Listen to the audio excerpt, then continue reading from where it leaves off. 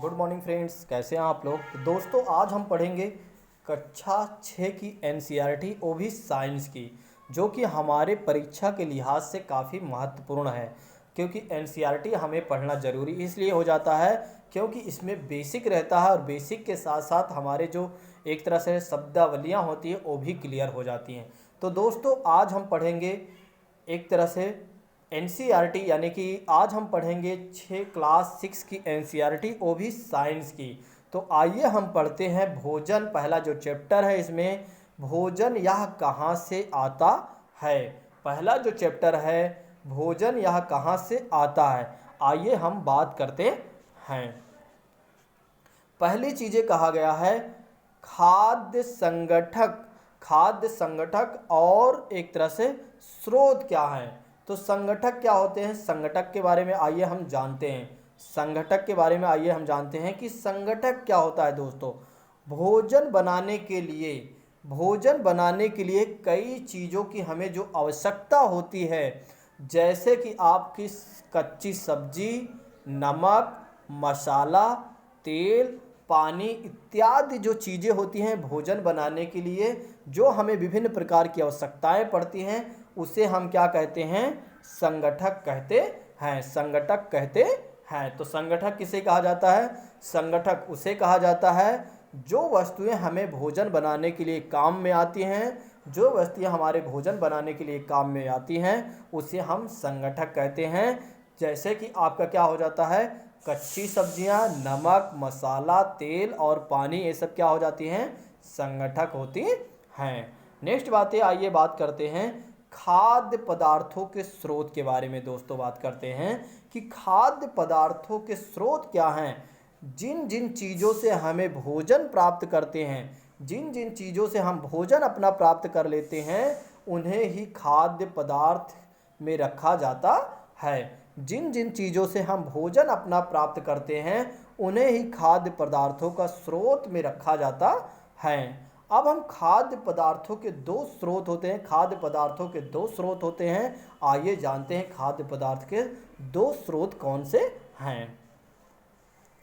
पहला जो स्रोत है दोस्तों, वो है पौधों से प्राप्त खाद्य पदार्थ। पौधों से प्राप्त खाद्य पदार्थ के बारे में हम बात करते हैं। तो पौधे से क्या क्या चीज़ें, कल्पना कीजिए कि पौधे से जो होता है हमें कौन कौन से खाद्य पदार्थ प्राप्त होते हैं। जैसे कि गेहूं है दोस्तों, गेहूं हमें गेहूं कहाँ से प्राप्त होता है, पौधों से प्राप्त होता है। दाल कहाँ से प्राप्त होता है, प्राकृतिक पौधे से। चावल कहाँ से प्राप्त होता है, मक्का कहाँ से प्राप्त होता है। सब्जी कहाँ से प्राप्त होती है, वनस्पति इत्यादि जितनी भी तेल होती हैं, जो भी खाने वाली ये वस्तुएं हैं, गेहूँ, चावल, दाल, मक्का, सब्जी, वनस्पति इत्यादि, वनस्पति के जो तेलें होते हैं या कहाँ से प्राप्त होती हैं, खाद्य पदार्थ या कहाँ से प्राप्त होती हैं, पौधों से प्राप्त होती हैं। ठीक है। नेक्स्ट दोस्तों आइए जानते हैं कि जंतुओं से प्राप्त होने वाले खाद्य पदार्थ क्या होते हैं। तो जंतुओं से प्राप्त होने वाले खाद्य पदार्थ क्या होते हैं, जैसे कि अंडा, मांस, दूध, दही, मछली और पनीर इत्यादि चीज़ें। पनीर भी जो आपकी इत्यादि चीज़ें हैं वे जंतुओं से प्राप्त होने वाले पदार्थ होते हैं। तो आपको आई होप कि बहुत अच्छे से समझ में आया होगा। आप लोग ज़रूर अपना कमेंट करिएगा। ठीक है। नेक्स्ट बातें आती हैं कच्ची सामग्री क्या होती है। दोस्तों कच्ची सामग्री, ऐसे शब्दावली जब हमारे सामने आती हैं तो हम इसका आंसर नहीं दे पाते हैं क्योंकि ये बहुत आसान होते हैं और आसान चीज़ें हम भारतीयों को आती नहीं, इस बात को तो हमें बहुत अच्छे से पता है। आइए जानते हैं कच्ची सामग्री क्या होती है। खाद्य पदार्थों को बनाने के लिए, यहाँ ध्यान रखना है, कच्ची सामग्री क्या होती है, खाद्य पदार्थों को बनाने के लिए जिन चीज़ों का हम प्रयोग करते हैं उन्हें हम क्या कहते हैं, कच्ची सामग्री कहते हैं। जैसे कि एक तरह से क्या होता है, नमक, दाल, सब्जी, पानी और मसाला इत्यादि, ये सारी चीज़ें किस में आ जाती हैं, कच्ची सामग्री। कच्ची सामग्री क्या होती हैं, खाद्य पदार्थों को बनाने के लिए जिन वस्तुओं की आवश्यकता पड़ती है हमें, या जिन वस्तुओं का हम प्रयोग करते हैं उन्हें हम कच्ची सामग्री कहते हैं। जैसे यदि हमें दाल बनाना है तो कच्ची दाल की ज़रूरत पड़ेगी, उसमें नमक, पानी इत्यादि चीज़ें उसमें मिलेगा। ठीक है, नेक्स्ट बातें आइए जानते हैं कि पौधों के, ये आपके परीक्षा के लिहाज से बहुत ही महत्वपूर्ण है। नेक्स्ट बातें आती हैं कि पौधों के खाने योग्य भाग क्या होता है। पौधों के खाने योग्य भाग क्या होता है। कुछ पौधों के दो या दो से अधिक भागों को खाया जाता है। कुछ ऐसे पौधे होते हैं जिनके दो या दो से अधिक भागों को खाया जाता है, इन्हें खाने योग्य भाग कहते हैं, यानी कि एडिबल पार्ट कहा जाता है। तो एडिबल पार्ट उसे कहा जाता है जिन पौधों के खाने योग्य भाग होते हैं दोस्तों। जैसे कि जड़, किसी का हम जड़ खाते हैं, किसी के तना खाते हैं, किसी पौधे का फल खाते हैं, किसी पौधे के फूल, पत्तियां इत्यादि, ये सब किस में आ जाते हैं, खाने योग्य भाग होते हैं। अब आइए जानते हैं कि पौधों के भाग में कौन कौन से जड़ है। तो किस जड़ को हम खाएंगे, तने, किसके तने को हम खाएंगे, फल, कौन से पौधे के फल खाया जाएगा, कौन से पौधे के फूल खाया जाएगा। आइए हम इसके बारे में एक बार देखते हैं। जैसे कि बात करते हैं, पहला जो एग्जाम्पल आपके सामने स्क्रीन पर है वो है आलू का तना खाया जाता है। आलू में हम क्या खाते हैं, आलू को तना, आलू को जो हम खाते हैं वह तना वाला भाग होता है। मूली का जड़ हम खाते हैं, पत्ता दोनों खाया जाता है। अब एक चीज़ आपको ये भी ध्यान रखना है कि मूली क्या होती है, मूली का हम जड़ भी खाते हैं और उसका पत्ता भी खाते हैं। और नेक्स्ट बात आती है लौकी का, सिर्फ और सिर्फ लौकी का फल खाया जाता है, ना कि उसका तना खाया जाता है और ना ही उसकी जड़ खाई जाती है। नेक्स्ट बातें आती हैं जैसे पत्ता किसका खाया जाता है, पालक का हम सिर्फ और सिर्फ क्या खाते हैं, पत्ता खाते हैं। तो आपको आई होप कि समझ में आया होगा। आलू जो है, आलू का हम क्या खाते हैं, आलू जो हम खाते हैं वह तना वाला भाग होता है। मूली का हम तना और जड़ दोनों खाते हैं, जड़ और पत्ता दोनों खाते हैं। लौकी का फल खाते हैं और पालक का पत्ता खाते हैं। पत्तों में क्या आ जाता है, पत्तों का एग्जाम्पल क्या है, पालक। आप कल्पना करते चलिए, ठीक है, ताकि आपको याद होते चले। नेक्स्ट बातें होती हैं दोस्तों अंकुरण की बात क्या होती है। अंकुरण क्या होता है, बीज से शिशु पौधे का उगना अंकुरण कहलाता है। बीज से शिशु पौधों का उगना ही क्या कहलाता है, अंकुरण कहलाता है। अंकुरण किसे कहा जाता है, बीज से पौधों का उगना ही अंकुरण कहलाता है। जैसे मूंग का अंकुरण, चने का अंकुरण क्या हो गया, ये क्या हो, बीज से शिशु पौधे का उगना ही क्या हो जाता है, अंकुरण होता है। तो मूंग का अंकुरण ये भी अंकुरण है, चने का अंकुरण ये भी अंकुरण है।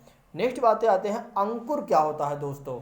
अंकुर क्या होता है कि अंकुरित बीजों से एक सफ़ेद रंग का जो धागे जैसी संरचना निकलती है। अंकुरित बीजों में आपने देखा है कि जब आप जैसे कि चना को आप पानी में रख दीजिए तो सुबह सुबह वो अंकुरण में आ जाता है, यानी अंकुरित हो जाता है। ठीक है, उसमें ऊपर क्या देखिएगा, उसमें सफ़ेद वाला जो भाग होता है उसे अंकुर कहते हैं। सफ़ेद वाला जो सफ़ेद रंग की जो धागे नुमा भाग होता है, जो संरचना होती है, उसे हम अंकुर कहते हैं। अब आपको बहुत अच्छे से समझ में आ गया होगा, आई होप। नेक्स्ट आइए बात करते हैं मकरंद क्या होता है, जिसे एक और नाम से जानते हैं नेक्टर। मकरंद क्या होता है, मधुमक्खियों द्वारा इकट्ठा की गई फूलों के मीठे रस को क्या कहा जाता है, मकरंद कहते हैं, जो बाद में क्या बन जाता है, शहद बन जाता है। मधुमक्खियों द्वारा जो इकट्ठा की गई फूलों के मीठे रस होते हैं, मधुमक्खियों के द्वारा जो इकट्ठा किए गए फूलों के रस के जो मीठे रस होते हैं उन्हें क्या कहा जाता है, मकरंद कहते हैं। और जो बाद में किस रूप में परिवर्तित हो जाता है, वह बाद में शहद के रूप में परिवर्तित हो जाता है। आइए जानते हैं कि मधुमक्खियाँ मकरंद का भंडारण करती हैं, क्यों करती हैं, आइए हम इसके बारे में जानते हैं। फूल और उनका मकरंद वर्ष के केवल कुछ समय में ही उपलब्ध होते हैं, अतः मधुमक्खियाँ इस मकरंद का भंडारण इसलिए कर लेती हैं ताकि पूरे वर्ष इसका उपभोग या उपयोग किया जा सके। इसलिए, क्योंकि मधुमक्खियां पहले इसलिए कर लेती हैं क्योंकि आप जानते हैं कि जो फूलों का समय होता है मात्र कुछ महीनों 2 से 3 महीने ही होता है। इसलिए पूरे पूरे साल भर के लिए ये लोग क्या करते हैं, मधुमक्खियां क्या करती हैं, उनके रस को कलेक्ट कर लेती हैं, जिसका उपभोग पूरे साल करती हैं, यानी कि अपने भोजन के रूप में। नेक्स्ट बातें आती हैं कि भंडारित शहद को मधुमक्खियां भोजन के रूप में प्रयोग करती हैं, जो कि मैंने आपको बता दिया। अब आइए जानते हैं खाद्य पदार्थों के ग्रहण करने के आधार पर जंतुओं के प्रकार में बांटा गया है। खाद्य पदार्थों के ग्रहण करने के लिए, खाद्य पदार्थों के ग्रहण करने के आधार पर जंतुओं के प्रकार, जंतुओं के प्रकार, पहला क्या है शाकाहारी, और दूसरा क्या है मांसाहारी, और तीसरा आपका क्या है सर्वाहारी। खाद्य पदार्थों के ग्रहण करने के आधार पर जंतुओं को 3 प्रकार से बांटा गया है। पहली श्रेणी क्या हो गई शाकाहारी, दूसरी श्रेणी क्या हो गई मांसाहारी, तीसरी श्रेणी आपकी हो गई सर्वाहारी। दोस्तों अब आपको आई होप कि समझ में आ रहे होंगे। आप कल्पना कीजिए कि शाकाहारी कौन होते हैं। ठीक है, आप कल्पना कीजिए कि शाकाहारी कौन होते हैं। तो शाकाहारी वे जंतु जो केवल पादप या पादप उत्पाद खाते हैं, वे जंतु शाकाहारी में आते हैं जो केवल और केवल पादप या पादप के उत्पाद को खाते हैं, उससे क्या कहा जाता है शाकाहारी कहलाते हैं। वे जंतु कौन होते हैं, वे प्राणी कौन होते हैं, शाकाहारी प्राणी होते हैं।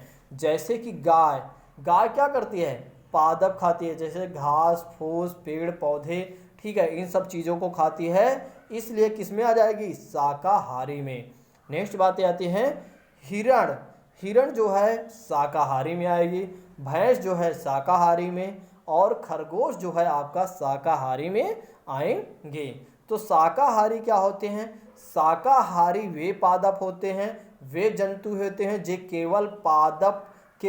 केवल पादप या पादप के बने उत्पाद पर निर्भर होते हैं या उनको खाते हैं, उन्हें क्या कहा जाता है शाकाहारी जंतुएं कहा जाता है। जिसमें मैंने आपको बताया गाय, हिरण, बैल, भैंस इत्यादि। ठीक है, नेक्स्ट आइए बात करते हैं कि मांसाहारी जंतु कौन होते हैं। वे जंतु जो केवल और केवल जंतु या जंतु उत्पादों को ही खाते हैं। वे जंतु जो केवल और केवल जंतु, इस शब्द को आप ध्यान रखिएगा, केवल शब्द ही आपको लगाना है, तभी आपका क्वेश्चन बहुत अच्छे से सही हो पाएगा। ठीक है, मांसाहारी वे जंतु जो केवल और केवल जंतु या जंतु के बने जंतु उत्पादों को ही खाते हैं, उन्हें क्या कहा जाता है मांसाहारी कहा जाता है। जैसे कि शेर और बाघ, शेर क्या खाता है गाय भी खा लेगा, हिरन भी खा लेगा, भैंस भी खा सकता है, खरगोश भी खा सकता है। ठीक है, तो यह क्या करता है एक तरह से जंतुओं को खाता है या जंतुओं के उत्पाद को खाता है, उन्हें क्या कहा जाता है उन्हें क्या कहा जाता है मांसाहारी प्राणी कहा जाता है। नेक्स्ट आइए बात करते हैं कि सर्वाहारी कौन होते हैं। सर्वाहारी जंतु में कौन आते हैं, तो सर्वाहारी जंतु में कौन आते हैं, एक तरह से जंतु वे जंतु होते हैं जो पादप और जंतु दोनों को खाते हैं। सर्वाहारी में कौन आते हैं, वे जंतु जो पादप को तो खाते हैं, जंतुओं को भी खाते हैं, उसे क्या कहा जाता है सर्वाहारी कहा जाता है। जैसे मनुष्य और कौवे की बात कर लेते हैं। देखो मनुष्य क्या करता है, मनुष्य जैसे कि बकरा यानी बकरे वगैरह खाते हैं, मछली वगैरह खाता है, तो मांसाहारी हो गया। सर्वाहारी दूसरा यानी कि शाकाहारी में कैसे आ गया, जैसे कि एक तरह से पालक की सब्जी खाना, ठीक है, ये सब किस में आ जाएगा शाकाहारी में आ जाएगा। तो मनुष्य क्या है सर्वाहारी के अंतर्गत आता है। आपको इतना ध्यान रखेंगे तभी आपका आंसर सही हो जाएगा। नेक्स्ट आइए बात करते हैं, नेक्स्ट इसके अगले चैप्टर को हम पढ़ेंगे। आज की क्लास को हम यहीं पर विराम देते हैं। दोस्तों आप लोग अपने कमेंट में ज़रूर राय व्यक्त कीजिएगा कि हाँ मेरे द्वारा जो आपको पढ़ाया जा रहा है क्या वाकई में समझ में आ रहा है कि नहीं दोस्तों। ठीक है, तो आज के लिए बस इतना रखते हैं। Thank you so much. जय हिंद दोस्तों। Take care all of you.